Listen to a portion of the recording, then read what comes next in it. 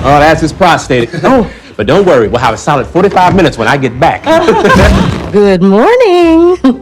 Oh, if you fools are waiting around for juicy details, you can forget it, because I ain't telling you nothing. No, we would never. Because what happened between me and Saul up in that room is none of your business. And I'm talking about all 3 times. Nice one, Alberta. I actually kind of like Saul.